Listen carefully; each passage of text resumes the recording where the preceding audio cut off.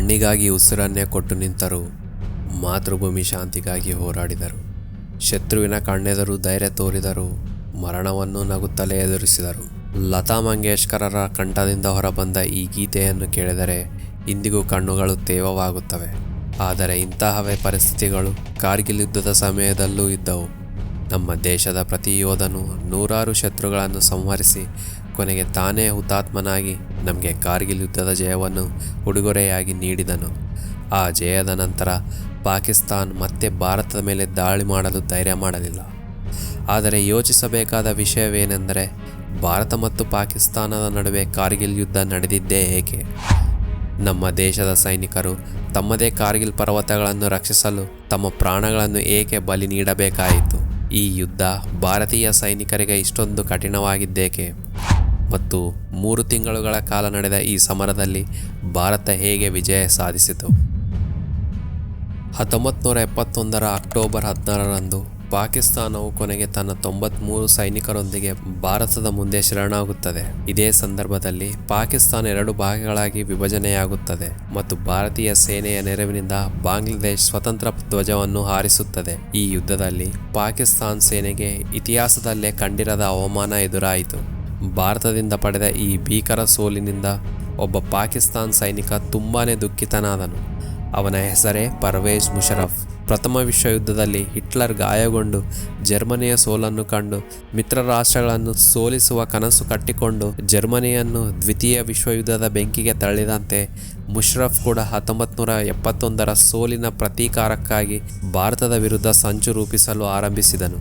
ಇದರ ನಡುವೆ 1984ರಲ್ಲಿ ಭಾರತ್ ಸಿಯಾಚಿನ್ ಪ್ರದೇಶದಲ್ಲಿ ಪಾಕಿಸ್ತಾನಕ್ಕೆ ಮತ್ತೊಮ್ಮೆ ಭಾರೀ ಸೋಲು ಸವಿ ನೀಡಿತು. ಇದರಿಂದ ಮುಷರಫ್ ಇನ್ನಷ್ಟು ಕೋಪಗೊಂಡನು. ಆ ವೇಳೆಗೆ ಚೀನಾ ಸೂಪರ್ ಪವರ್ ಆಗಿ ಬೆಳೆದಿತ್ತು ಮತ್ತು ಪಾಕಿಸ್ತಾನವು ಚೀನಾದ ನೆರವಿನಿಂದ ಅಣುಬಾಂಬ್ ನಿರ್ಮಿಸಲು ಪ್ರಯತ್ನಿಸುತ್ತಿತ್ತು.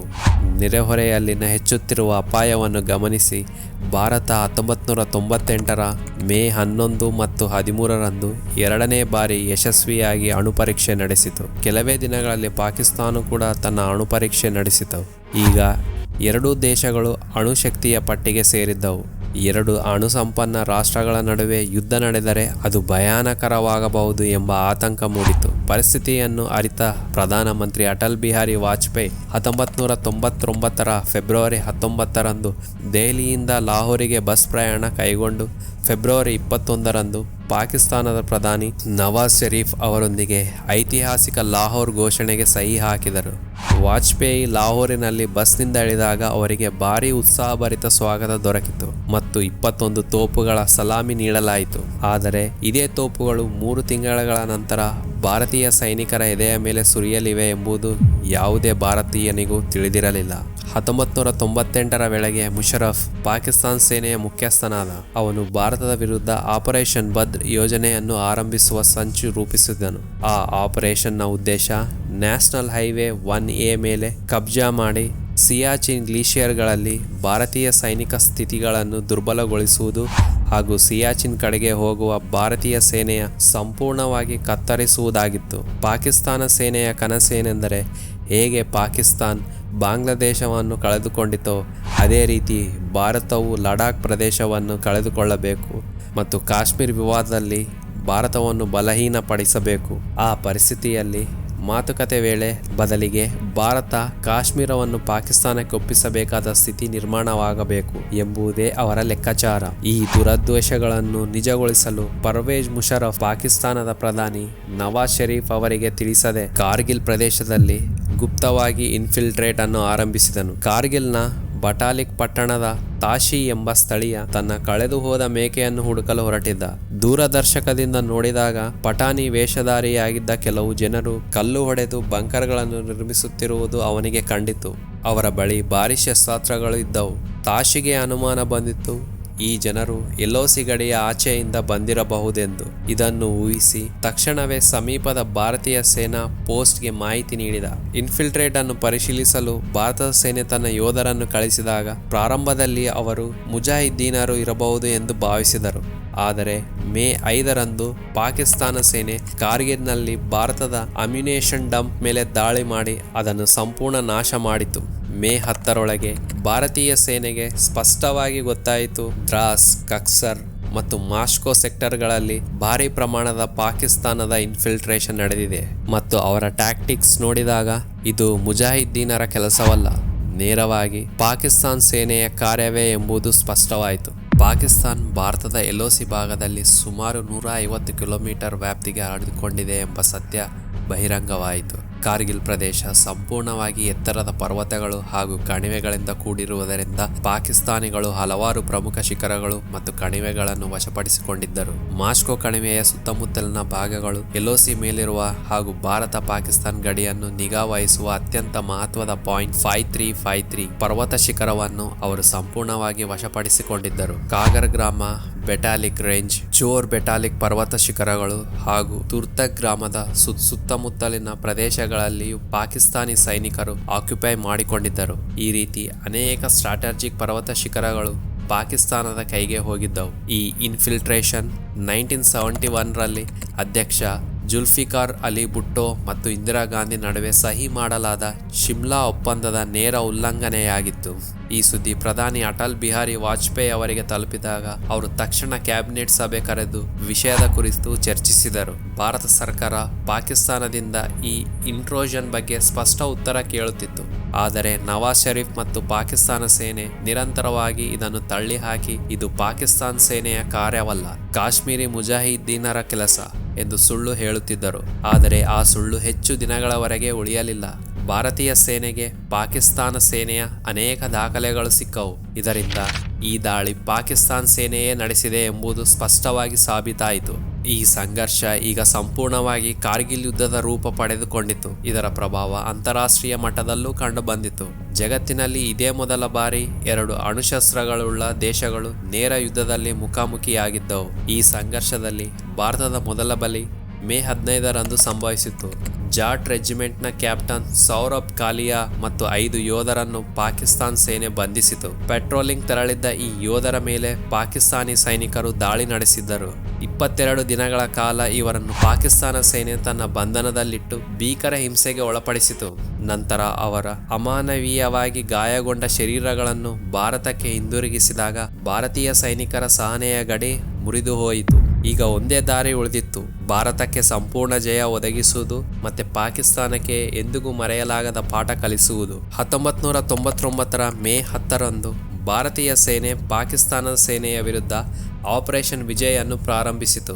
ಇದರ ಮುಖ್ಯ ಉದ್ದೇಶ ಕಾರ್ಗಿಲ್ ಪ್ರದೇಶದ ಮೇಲೆ ಭಾರತದ ನಿಯಂತ್ರಣವನ್ನು ಮರುಸ್ಥಾಪಿಸುವುದು ಮತ್ತು ಪಾಕಿಸ್ತಾನ್ ಸೈನಿಕರನ್ನು ಅಲ್ಲಿಂದ ಹೊರಹಾಕುವುದಾಗಿತ್ತು. ಇದಕ್ಕಾಗಿ ಕಾಶ್ಮೀರದಿಂದ ಕಾರ್ಗಿಲ್ ಕಡೆ ಸಾವಿರಾರು ಯೋಧರನ್ನು ಸ್ಥಳಾಂತರಿಸಲಾಯಿತು. ಆ ಸಮಯದಲ್ಲಿ ಭಾರತದ ಸೇನಾ ಮುಖ್ಯಸ್ಥರಾಗಿದ್ದವರು ಜನರಲ್ ವೇದ್ ಪ್ರಕಾಶ್ ಮಾಲಿಕ್. ಅವರು ಆಪರೇಷನ್ ವಿಜಯ್ ಅನ್ನು ಸಂಪೂರ್ಣ ನೇತೃತ್ವ ವಹಿಸಿ 16,000 ಅಡಿ ಎತ್ತರದಲ್ಲಿರುವ ಶತ್ರುಗಳ ವಿರುದ್ಧ ಹೋರಾಡುವ ತಂತ್ರ ಯೋಜನೆಯನ್ನು ರೂಪಿಸಿದರು. ಈ ಯುದ್ಧದಲ್ಲಿ ಭಾರತೀಯ ಸೇನೆಯ ಮೊದಲ ಸವಾಲು ಕಾರ್ಗಿಲ್ನ ನೇರ ಮತ್ತು ಕಠಿಣ ಪರ್ವತಗಳನ್ನು ಏರುವುದು. ಒಂದು ಶಿಖರ ಏರುವುದಕ್ಕೆ 12ರಿಂದ 13 ಗಂಟೆಗಳ ಸಮಯ ಬೇಕಾಗುತ್ತಿತ್ತು. ನೇರವಾದ ಈ ಪರ್ವತಗಳಲ್ಲಿ ಭಾರತೀಯ ಸೈನಿಕರನ್ನು ಸುಲಭವಾಗಿ ಕಾಣಬಹುದಾಗಿದ್ದರಿಂದ ಏರುವ ಸಮಯವನ್ನು ರಾತ್ರಿ ವೇಳೆ ಆಯ್ಕೆ ಮಾಡಲಾಯಿತು. ನಿಜವಾದ ಸಮಸ್ಯೆ ಏನೆಂದರೆ ಅಲ್ಲಿ ಹಿಮಗಟ್ಟುವ ಚಳಿ, ಮೇಲಕ್ಕೆ ಏರುತ್ತಿದ್ದಂತೆ ಆಮ್ಲಜನಕ ಕೊರತೆ. ಯೋಧರು ತಮ್ಮ ಜೊತೆಗೆ ನೀರು, ಆಹಾರ ತೆಗೆದುಕೊಳ್ಳಬೇಕೋ ಅಥವಾ ಶಸ್ತ್ರಾಸ್ತ್ರಗಳನ್ನು ಹೊತ್ತಿಕೊಂಡು ಹೋರಾಡಬೇಕೋ ಎಂಬ ಗೊಂದಲ. ಸ್ವಲ್ಪ ತಪ್ಪಾದರೂ ಮೇಲೆ ಕುಳಿತ ಶತ್ರುಗಳು ಸುಲಭವಾಗಿ ಗುಂಡಿನ ಮಳೆ ಸುರಿಸಬಹುದಿತ್ತು. ಆದರೂ ನಮ್ಮ ಸಾಹಸಿ ಅಧಿಕಾರಿಗಳು ಮತ್ತು ಯೋಧರು ಪ್ರತಿಯೊಂದು ಸವಾಲಿಗೂ ಸಿದ್ಧರಾಗಿದ್ದರು. ಈ ಆಪರೇಷನ್ ಯಶಸ್ವಿಯಾಗಲು ಭಾರತೀಯ ವಾಯುಪಡೆ ಮತ್ತು ನೌಕಾಪಡೆಯು ಮಹತ್ವದ ಪಾತ್ರ ವಹಿಸಿತು. ಈ ಅವಧಿಯಲ್ಲಿ ಆಪರೇಷನ್ ಸಫೇದ್ ಸಾಗರ್ ಮತ್ತು ಆಪರೇಷನ್ ತಲ್ವಾರ್ಗಳನ್ನು ಪ್ರಾರಂಭಿಸಲಾಯಿತು. ಮೇ 25ರಂದು ಕ್ಯಾಬಿನೆಟ್ ಕಮಿಟಿ ಆನ್ ಸೆಕ್ಯೂರಿಟಿ ಭಾರತೀಯ ವಾಯುಪಡೆಗೆ ದಾಳಿಗಾಗಿ ಮುಂದಾಗಲು ಅನುಮತಿ ನೀಡಿತು. ಮೇ 26ರಂದು ವಾಯುಪಡೆ ಆಪರೇಷನ್ ಸಫೇದ್ ಸಾಗರ್ ಅನ್ನು ಅಫಿಷಿಯಲ್ ಆಗಿ ಆರಂಭಿಸಿತು. ಪ್ರಧಾನಿ ಅಟಲ್ ಬಿಹಾರಿ ವಾಜಪೇಯಿ ವಾಯುಪಡೆಗೆ ಸ್ಪಷ್ಟ ಸೂಚನೆ ನೀಡಿದ್ದರು, ಯಾವ ಪರಿಸ್ಥಿತಿಯಲ್ಲೂ LOC ಗಡಿಯನ್ನು ದಾಟಬಾರದೆಂದು. ಶತ್ರುಗಳು ಕಾರ್ಗಿಲ್ ಶಿಖರಗಳಲ್ಲಿ ಕುಳಿತು ಭಾರತೀಯ ಸೇನೆಗೆ ನಿರಂತರ ನಷ್ಟ ಉಂಟು ಮಾಡುತ್ತಿದ್ದಾಗ ಸೇನೆಗೆ ವಾಯುಪಡೆಯ ಸಹಾಯ ಅಗತ್ಯವಾಯಿತು. ಅತಿ ಭೀಕರ ಪರಿಸ್ಥಿತಿಯಲ್ಲಿ ವಾಯುಪಡೆ ಮುಂದೆ ಬಂದು ಭಾರತೀಯ ಸೇನೆಗೆ ಏರ್ ಕವರ್ ಒದಗಿಸಿತು.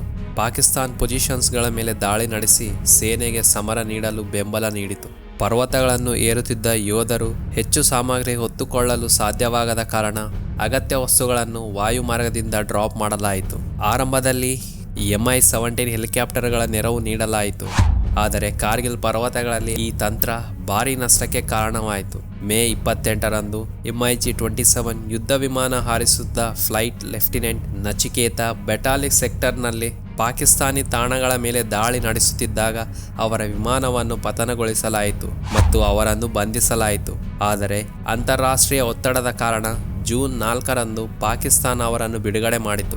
ತಮ್ಮ ಸ್ಟ್ರಾಟಜಿ ಬದಲಿಸಿದ ಭಾರತೀಯ ವಾಯುಪಡೆ MiG-21, MiG-23 ಹಾಗೂ MiG-27 ಯುದ್ಧ ವಿಮಾನಗಳನ್ನು ಬಳಸಲು ಆರಂಭಿಸಿತು. ವಿಶೇಷವಾಗಿ ಮಿರಾಜ್ 2000 ಯುದ್ಧ ವಿಮಾನವನ್ನು ಲೇಸರ್ ಗೈಡೆಡ್ ಬಾಂಬ್ಗಳ ಮೂಲಕ ನಿಖರ ದಾಳಿಗೆ ಬಳಸಲಾಯಿತು. ಇದರ ನೆರವಿನಿಂದ ವಾಯುಪಡೆ ಶತ್ರುಗಳ ಸ್ಥಿತಿಗಳನ್ನು ಗುರುತಿಸಿ ದಾಳಿ ನಡೆಸಲು ಹಾಗೂ ಆ ಮಾಹಿತಿಯನ್ನು ಭಾರತೀಯ ಸೇನೆಗೆ ಹಂಚಿತು. ಇದರ ನೆರವಿನಿಂದ ವಾಯುಪಡೆ ಶತ್ರುಗಳ ಸ್ಥಿತಿಗಳನ್ನು ಗುರುತಿಸಿ ದಾಳಿ ನಡೆಸಿತು ಹಾಗೂ ಆ ಮಾಹಿತಿಯನ್ನು ಭಾರತೀಯ ಸೇನೆಗೆ ಹಂಚಿತು. ಈ ಮಾಹಿತಿಯ ಆಧಾರದ ಮೇಲೆ ಸೇನೆ ಹೆಚ್ಚು ಪರಿಣಾಮಕಾರಿ ಯೋಜನೆಯೊಂದಿಗೆ ಶತ್ರುಗಳನ್ನು ಗುರಿಯಾಯಿಸಿತು. ಈ ಕಾರ್ಯಾಚರಣೆ ನೇರವಾಗಿ ಮರಣವನ್ನು ಆಹ್ವಾನಿಸುವಂತಿತ್ತು. ವಾಯುಪಡೆಯ ಧೈರ್ಯಶಾಲಿ ಯೋಧರು ಪ್ರಾಣವನ್ನು ಕೈಯಲ್ಲಿ ಹಿಡಿದುಕೊಂಡಂತೆ ಈ ಕಾರ್ಯವನ್ನು ಯಶಸ್ವಿಗೊಳಿಸಿದರು. ಇದೇ ಕಥೆಯಲ್ಲಿ ಮತ್ತೊಂದು ಮಹತ್ವದ ಹೆಸರು ಗುಂಜನ್ ಸಕ್ಸೇನಾ. ಕಾರ್ಗಿಲ್ ಗರ್ಲ್ ಎಂಬ ಹೆಸರಿನಿಂದ ಪ್ರಸಿದ್ಧವಾಸಿಯಾದ ಇವರು ಯುದ್ಧ ಪ್ರದೇಶದಲ್ಲಿ ವಿಮಾನ ಹಾರಿಸಿದ ಭಾರತದ ಮೊದಲ ಮಹಿಳಾ ಪೈಲಟ್ ಆಗಿದ್ದರು. ಆಪರೇಷನ್ ವಿಜಯ್ನಲ್ಲಿ ಅವರು ಅತ್ಯಂತ ಪ್ರಮುಖ ಪಾತ್ರ ವಹಿಸಿದರು. ಯುದ್ಧ ಭೂಮಿಯಲ್ಲಿ ಸಿಲುಕಿದ್ದ ಯೋಧರಿಗೆ ಅಗತ್ಯ ವಸ್ತುಗಳನ್ನು ಡ್ರಾಪ್ ಮಾಡುವುದು, ಹುತಾತ್ಮರಾದ ಯೋಧರ ದೇಹಗಳನ್ನು ಪರ್ವತಗಳಿಂದ ಹಿಂತಿರುಗಿಸುವಂತಹ ಕಠಿಣ ಕಾರ್ಯಗಳನ್ನು ಅವರು ನಿರ್ವಹಿಸಿದರು. ಅವರ ಸಹಾಯ ಭಾರತೀಯ ಸೇನೆಯ ಇತಿಹಾಸದಲ್ಲಿ ಸುವರ್ಣಾಕ್ಷರಗಳಿಂದ ಬರೆಯಲ್ಪಟ್ಟಿದೆ. 3 ತಿಂಗಳ ಕಾಲ ನಡೆದ ಈ ಸಂಘರ್ಷದಲ್ಲಿ ಭಾರತೀಯ ನೌಕಾಪಡೆಯು ಪಾಕಿಸ್ತಾನವನ್ನು ಸುತ್ತುವರಿಯುವ ಕಾಲದಲ್ಲಿ ಹಿಂದೆ ಉಳಿಯಲಿಲ್ಲ. ಭಾರತೀಯ ಸೇನೆಗೆ ಬೆಂಬಲ ನೀಡುವ ಹಾಗೂ ಪಾಕಿಸ್ತಾನವನ್ನು 4 ದಿಕ್ಕುಗಳಿಂದ ಒತ್ತಡಕ್ಕೆ ಒಳಪಡಿಸಲು ನೌಕಾಪಡೆ ಆಪರೇಷನ್ ತಲ್ವಾರನ್ನು ಆರಂಭಿಸಿತು. ಕಾರ್ಗಿಲ್ ಮೇಲೆ ಪಾಕಿಸ್ತಾನ ಸೇನೆ ಯಾವುದೇ ರೀತಿಯಲ್ಲಿ ಕಬ್ಜಾ ಮಾಡಲು ಪ್ರಯತ್ನಿಸಿದರೆ ಭಾರತೀಯ ನೌಕಾಪಡೆ ಮತ್ತು ಕ್ಷಿಪಣಿಗಳ ಮೂಲಕ ಪಾಕಿಸ್ತಾನವನ್ನು ಮಣಿಸುವಂತೆ ಮಾಡುವುದು ಇದರ ಉದ್ದೇಶವಾಗಿತ್ತು. ಈ ಕಾರ್ಯಾಚರಣೆಯ ಪ್ರಮುಖ ಗುರಿ ಪಾಕಿಸ್ತಾನದ ಮೇಲೆ ಭಾರೀ ಒತ್ತಡ ನಿರ್ಮಿಸಿ ಯುದ್ಧದಿಂದ ಹಿಂದೆ ಸರಿಸುವಂತೆ ಮಾಡುವುದು. ಆದ್ದರಿಂದ 1999ರ ಮೇ ತಿಂಗಳಿನಲ್ಲಿ ಭಾರತೀಯ ನೌಕಾಪಡೆ ಫ್ಲೀಟ್ಗಳನ್ನು ಅರಬ್ಬಿ ಸಮುದ್ರಕ್ಕೆ ಸ್ಥಳಾಂತರಿಸಿತು. ಭಾರತದ ನೌಕಾಶಕ್ತಿ ಪಾಕಿಸ್ತಾನಗಿಂತ 7 ಪಟ್ಟು ಹೆಚ್ಚು ಬಲಿಷ್ಠವಾಗಿತ್ತು. ಭಾರತೀಯ ನೌಕಾಪಡೆ ಕರಾಚಿ ಸುತ್ತಮುತ್ತ ತನ್ನ ಯುದ್ಧ ನೌಕೆಗಳ ಮೂಲಕ ನಾವಿಕ ತಡೆ ಹಾಕಿದಾಗ ಪಾಕಿಸ್ತಾನ ನೌಕಾಪಡೆ ಮೌನವಾಗಿ ಬಿಟ್ಟಿತು. ಭಾರತೀಯ ತಂತ್ರದಿಂದ ಪಾಕಿಸ್ತಾನ ಇಷ್ಟು ಒತ್ತಡಕ್ಕೆ ಒಳಗಾಯಿತೆಂದರೆ ಅವರು ತಮ್ಮ ಆಯಿಲ್ ಟ್ಯಾಂಕರ್ಸ್ಗಳನ್ನು ಮತ್ತು ಪ್ರಮುಖ ನೌಕೆಗಳನ್ನು ಕರಾಚಿ ಬಂದರಿನಿಂದ ಮಕರಾನ್ ಕಡೆಗೆ ನೇರವಾಗಿ ಸ್ಥಳಾಂತರಿಸಿದರು. ಆಪರೇಷನ್ ತಲ್ವಾರ್ ಅಡಿಯಲ್ಲಿ ಭಾರತೀಯ ನೌಕಾಪಡೆ ಪಾಕಿಸ್ತಾನದ ಮೇಲೆ ನೇರ ದಾಳಿ ಮಾಡದಿದ್ದರೂ ಅವರ ಸಮುದ್ರ ವ್ಯಾಪಾರ ಹಾಗೂ ತೈಲ ಸರಬರಾಜು ಅನ್ನು ಸಂಪೂರ್ಣವಾಗಿ ಕಡಿದು ಹಾಕಿತ್ತು. ಜುಲೈ 14ರಂದು ಈ ಕಾರ್ಯಾಚರಣೆ ಮುಕ್ತಾಯಗೊಂಡಿತು ಮತ್ತು ಪ್ರಧಾನಿ ಅಟಲ್ ಬಿಹಾರಿ ವಾಜಪೇಯಿ ಇದನ್ನು ಮಾಸ್ಟರ್ ಸ್ಟ್ರೋಕ್ ಯಶಸ್ಸು ಎಂದು ಬಣ್ಣಿಸಿದರು.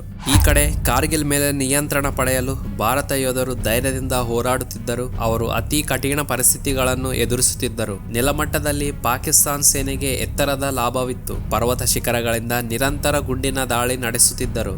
ಕಾರ್ಗಿಲ್ನ ಭೌಗೋಳಿಕ ಪರಿಸ್ಥಿತಿಯು ಭಾರತೀಯ ಸೇನೆಗೆ ವಿರುದ್ಧವಾಗಿತ್ತು. -20 ಡಿಗ್ರಿಯ ತಾಪಮಾನ, ಆಮ್ಲಜನಕದ ಕೊರತೆ ಹಾಗೂ ಕಡಿಮೆ ವಾಯು ಒತ್ತಡದ ಕಾರಣ ಹಲವಾರು ಯೋಧರು ಆಲ್ಟಿಟ್ಯೂಡ್ ಸಿಕ್ನೆಸ್ಗೆ ಒಳಗಾಗುತ್ತಿದ್ದರು. ಭಾರತೀಯ ಸೇನೆ ಈ ಮಟ್ಟದ ಪೂರ್ಣ ಯುದ್ಧಕ್ಕೆ ಆರಂಭದಲ್ಲಿ ಸಂಪೂರ್ಣ ಸಿದ್ಧವಾಗಿರಲಿಲ್ಲ. ಆದ್ದರಿಂದ ಮೊದಲ ಹಂತದಲ್ಲಿ ನಿರೀಕ್ಷಿತ ಯಶಸ್ಸು ಸಿಗಲಿಲ್ಲ. ಆದರೆ ಶೀಘ್ರದಲ್ಲೇ ಸ್ಟ್ರಾಟಜಿ ಬದಲಾಯಿಸಲಾಯಿತು. NH-1A ಮೇಲೆ ಪಾಕಿಸ್ತಾನದ ನಿರಂತರ ಶಿಲ್ಲಿಂಗ್ ನಡುವೆಯೂ ಭಾರತೀಯ ಸೇನೆ ದಿನದ ಮುಂಭಾಗದ ದಾಳಿಗಳನ್ನು ತಪ್ಪಿಸಿ ರಾತ್ರಿ ವೇಳೆ ಏರುವ ತಂತ್ರವನ್ನು ಅನುಸರಿಸಿತು. ಟೋಲೋಲಿಂಗ್ ಯುದ್ಧ ಕಾರ್ಗಿಲ್ ಸಮರದ ಟರ್ನಿಂಗ್ ಪಾಯಿಂಟ್ ಆಗಿತ್ತು. 16,000 ಅಡಿ ಎತ್ತರದ ಈ ಶಿಖರವನ್ನು ಪಾಕಿಸ್ತಾನ ಸೇನೆ ಸಂಪೂರ್ಣವಾಗಿ ವಶಪಡಿಸಿಕೊಂಡಿತ್ತು ಮತ್ತು ಅದನ್ನು ಮರುಪಡೆಯುವುದು ಅತ್ಯಂತ ಕಠಿಣವಾಗಿತ್ತು. ಗುಪ್ತಚರ ವರದಿ ಪ್ರಕಾರ ಕೇವಲ 4-5 ಗೂರ್ಖಾ ಯೋಧರು ಅಲ್ಲಿ ಇದ್ದಾರೆ ಎಂದು ಪಾಕಿಸ್ತಾನ ಪ್ರಚಾರ ಮಾಡಿತ್ತು. ವಾಸ್ತವದಲ್ಲಿ ಪಾಕಿಸ್ತಾನ ಸೇನೆಯ ಸಂಪೂರ್ಣ ಕಂಪನಿ ಅಲ್ಲಿ ನಿಯೋಜಿತವಾಗಿತ್ತು. ಭಾರತೀಯ ಯೋಧರು ಕತ್ತಲೆಯ ರಾತ್ರಿಯಲ್ಲಿ ಕಾರ್ಯಾಚರಣೆ ನಡೆಸುತ್ತಿದ್ದರು. ಸಾಮಾನ್ಯವಾಗಿ ಅವರಿಗೆ 2 ಆಯ್ಕೆಗಳಿದ್ದವು: ಕಿಲೋ ರೇಷನ್ ಅಥವಾ ಗೋಲಿ ಬಾರೂದ್. ಅವರು ಸದಾ ಶಸ್ತ್ರಾಸ್ತ್ರವನ್ನೇ ಆಯ್ಕೆ ಮಾಡಿದರು. ಈ ದಾಳಿಯಲ್ಲಿ 18 ಗ್ರೆನೇಡಿಯರ್ಸ್ ಬೆಟಾಲಿಯನ್ ಹಾಗೂ ಅನೇಕ ಅಧಿಕಾರಿಗಳು ಭಾಗವಹಿಸಿದ್ದರು. ಮೇಜರ್ ರಾಜೇಶ್ ಸಿಂಗ್ ಅಧಿಕಾರಿ ಶಿಖರದ ಸಮೀಪ ತಲುಪಿದಾಗ ಶತ್ರುಗಳ ಗುಂಡಿಗೆ ಹುತಾತ್ಮರಾದರು. ಅವರ ಇಬ್ಬರು ಸಹಚರರು ಕೂಡ ಹ್ಯಾಂಡ್ ಟು ಹ್ಯಾಂಡ್ ಕಾಂಬ್ಯಾಟ್ನಲ್ಲಿ ವೀರಮರಣ ಹೊಂದಿದರು. ಭಾರೀ ಗುಂಡಿನ ದಾಳಿಯಿಂದ ಭಾರತೀಯ ಪಡೆ ಮಧ್ಯದಲ್ಲೇ ಸಿಲುಕಿಕೊಂಡಿತು. ಗ್ರೆನೇಡ್ಗಳು ಮುಗಿಯುತ್ತಿದ್ದವು. ಈ ಸ್ಥಿತಿಯಲ್ಲಿ ಕರ್ನಲ್ ರವೀಂದ್ರನಾಥ್ ತನ್ನ 90 ಯೋಧರೊಂದಿಗೆ ಹೊಸದಾಗಿ ಪರ್ವತಗಳನ್ನು ಏರಲು ಆರಂಭಿಸಿದರು. ಜೂನ್ 12ರಂದು ಅವರು ಆ ಪರ್ವತಗಳನ್ನು 1000 ಅಡಿ ದೂರದಲ್ಲಿ ಶತ್ರು ಇದ್ದರೂ ಅವರು ಯೋಧರಿಗೆ ಕೊನೆಯ ಬಾರಿ ವಿಜಯ ಪ್ರತಿಜ್ಞೆ ಮಾಡಿಸಿ ಮುನ್ನಡೆಸಿದರು. 4 ಗಂಟೆಗಳ ನಿರಂತರ ಸಮರ ನಡೆಯಿತು. 10,000ಕ್ಕೂ ಹೆಚ್ಚು ಶೆಲ್ಗಳು, 120 ಆರ್ಟಿಲರಿ ಗನ್ಗಳು ಕಾರ್ಯನಿರ್ವಹಿಸಿದವು. ದಾಳಿಯನ್ನು 3 ತಂಡಗಳಾಗಿ ವಿಭಜಿಸಿ ಅರ್ಜುನ, ಭೀಮ, ಅಭಿಮನ್ಯು ಎಂದು ಹೆಸರಿಸಲಾಯಿತು. ಮೇಜರ್ ವಿವೇಕ್ ಗುಪ್ತಾ ಅವರ ಪ್ಲಾಟೂನ್ ಹಿಂಬದಿಯಿಂದ ದಾಳಿ ನಡೆಸಿತು. ಕೈಕೈ ಸಮರದಲ್ಲಿ ಮೇಜರ್ ವಿವೇಕ್ ಗುಪ್ತಾ ಹಾಗೂ 6 ಯೋಧರು ಶಹೀದಾದರು. ಆದರೆ ಅವರ ತ್ಯಾಗ ವ್ಯರ್ಥವಾಗಲಿಲ್ಲ. ತೋಲೋಲಿಂಗ್ ಮೇಲೆ ಭಾರತ ಮರು ನಿಯಂತ್ರಣ ಸ್ಥಾಪಿಸಿತು. ಈ ವಿಜಯದೊಂದಿಗೆ ಭಾರತೀಯ ಪಡೆ ಶಪಥ ಮಾಡಿತ್ತು, ಯುದ್ಧದ ಅಂತ್ಯ ನಮ್ಮ ಜಯದಿಂದಲೇ. ಟೈಗರ್ ಹಿಲ್ ಮತ್ತು ತೋಲೋಲಿಂಗ್ಗಳ ಮೇಲೆ ಕಬ್ಜಾ ಮಾಡಿ ರೈಫಲ್ನಿಂದ ಭಾರತೀಯ ಸೈನಿಕರ ಅಜೇಯತೆಯನ್ನು ಸಾಬೀತುಪಡಿಸಿದರು. ಜೂನ್ 13ರಂದು ಭಾರತ ತೋಲೋಲಿಂಗ್ನಲ್ಲಿ ಮಹತ್ವದ ಜಯ ಸಾಧಿಸಿದರೆ, ಜೂನ್ 15ರಂದು ಪಾಕಿಸ್ತಾನ ಪ್ರಧಾನಿ ನವಾಜ್ ಶರೀಫ್ ಅಮೆರಿಕದ ಬಾಗಿಲು ತಟ್ಟಿದರು ಸೀಸ್ ಫೈರ್ಗಾಗಿ. ಆದರೆ ಅಮೆರಿಕ ಪಾಕಿಸ್ತಾನದ ಪರ ನಿಲ್ಲಲು ಸಿದ್ಧವಾಗಿರಲಿಲ್ಲ. ವಾಜಪೇಯಿ ಅವರು ಅಧ್ಯಕ್ಷ ಬಿಲ್ ಕ್ಲಿಂಟನ್ಗೆ ಸ್ಪಷ್ಟವಾಗಿ ಹೇಳಿದರು, ಪಾಕಿಸ್ತಾನ ಸ್ವಂತ ಭಾರತೀಯ ಭೂಮಿಯನ್ನು ಖಾಲಿ ಮಾಡಲಿ, ಇಲ್ಲವಾದರೆ ಭಾರತ ತನ್ನ ರೀತಿಯಲ್ಲಿ ಅವರನ್ನು ಹೊರಹಾಕುತ್ತದೆ ಎಂದು. ಅಮೆರಿಕವು ಭಾರತದ ನಿಲುವಿಗೆ ಬೆಂಬಲ ನೀಡಿತು ಮತ್ತು ಪಾಕಿಸ್ತಾನವನ್ನು ಸಾರ್ವಜನಿಕವಾಗಿ ಗದರಿಸಿ ತಕ್ಷಣವೇ LOCಯಿಂದ ಸೇನೆ ಹಿಂತೆಗೆದುಕೊಳ್ಳಲು ಸೂಚಿಸಿತು. ಇದರೊಂದಿಗೆ ಪಾಕಿಸ್ತಾನ ಅಂತಾರಾಷ್ಟ್ರೀಯ ಮಟ್ಟದಲ್ಲಿ ಒಂಟಿಯಾಗತೊಡಗಿತು. ಅಗತ್ಯವೇ ಇಲ್ಲದ ಯುದ್ಧ ಹುಟ್ಟುಹಾಕಿದ ರಾಷ್ಟ್ರದ ಜೊತೆಗೆ ಯಾರು ನಿಲ್ಲಲು ಸಿದ್ಧರಿರುತ್ತಾರೆ? ಅಮೆರಿಕವು ಕೂಡ ಇವರಿಗೆ ಮದತನ್ನು ನೀಡಿ ತಮ್ಮ ಕ್ರೆಡಿಬಿಲಿಟಿಯನ್ನು ಕಳೆದುಕೊಳ್ಳಲು ಅವರಿಗೆ ಇಷ್ಟವಿರಲಿಲ್ಲ. ತೋಲೋಲಿಂಗ್ನಲ್ಲಿ ಸಿಕ್ಕ ಮಹತ್ವದ ಜಯದ ನಂತರ ಭಾರತೀಯ ಯೋಧರು ಈಗ ನಿಲ್ಲಲು ಸಿದ್ಧರಾಗಿರಲಿಲ್ಲ. ತಮ್ಮ ಪ್ರತಿ ಸಹೋದರನ ದೇಹದಿಂದ ಸುರಿದ ರಕ್ತದ ಪ್ರತಿಯೊಂದು ಹನಿಗೂ ಅವರ ಲೆಕ್ಕ ತೀರಿಸಬೇಕೆಂದು ನಿಶ್ಚಯಿಸಿದರು. ತೋಲೋಲಿಂಗ್ನ ಉತ್ತರ ಭಾಗದಲ್ಲಿ ಇನ್ನೊಂದು ಎತ್ತರದ ಶಿಖರವಿತ್ತು, ಪಾಯಿಂಟ್ 5140. 1700 ಅಡಿ ಎತ್ತರದ ಈ ಪರ್ವತ ತೋಲೋಲಿಂಗ್ ಮತ್ತು ಪಾಯಿಂಟ್ 5140 ನಡುವೆ 10 ಹೈಗ್ರೌಂಡ್ಸ್ ಇದ್ದವು. ಅವುಗಳನ್ನು ಭಾರತೀಯ ಸೇನೆ ಈಗಾಗಲೇ ವಶಪಡಿಸಿಕೊಂಡಿದ್ದರೂ ಪಾಯಿಂಟ್ 5140 ಇನ್ನೂ ಶತ್ರುಗಳ ಕೈಯಲ್ಲಿತ್ತು. ಈ ಶಿಖರವನ್ನು ಮರುಪಡೆಯುವ ಹೊಣೆ ಲೆಫ್ಟಿನೆಂಟ್ ಕರ್ನಲ್ ಯೋಗೀಶ್ ಕುಮಾರ್ ಜೋಶಿ ಅವರಿಗೆ ನೀಡಲಾಯಿತು. ಇವರು 2 ತಂಡಗಳನ್ನು ರಚಿಸಲಾಯಿತು. ಒಂದು ತಂಡದ ನೇತೃತ್ವ ಲೆಫ್ಟಿನೆಂಟ್ ಸಂಜೀವ್ ಸಿಂಗ್ ಜೌಮಾಲ್ ವಹಿಸಿದರೆ, ಮತ್ತೊಂದು ತಂಡವನ್ನು ಶೇರ್ ಶಾ ಎಂಬ ಹೆಸರಿನಿಂದ ಪ್ರಸಿದ್ಧವಾದ ಲೆಫ್ಟಿನೆಂಟ್ ವಿಕ್ರಮ್ ಬತ್ರಾ ಮುನ್ನಡೆಸಿದರು. ಈ ಯೋಜನೆಯಂತೆ ಪರ್ವತವನ್ನು 2 ವಿಭಿನ್ನ ದಿಕ್ಕುಗಳಿಂದ ಏರಬೇಕಿತ್ತು. ಜೂನ್ 20ರಂದು 2 ತಂಡಗಳು ದಾಳಿ ಆರಂಭಿಸಿ ಸಂಪೂರ್ಣ ಯಶಸ್ವಿಯಾದವು. ವಿಕ್ರಮ್ ಬತ್ರಾ ಮುಂಭಾಗದ ದಾಳಿಯನ್ನು ಮುನ್ನಡೆಸಿ ಕೈಕೈ ಸಮರದಲ್ಲಿ ಅನೇಕ ಶತ್ರುಗಳನ್ನು ನೆಲಕ್ಕುರುಳಿಸಿದರು.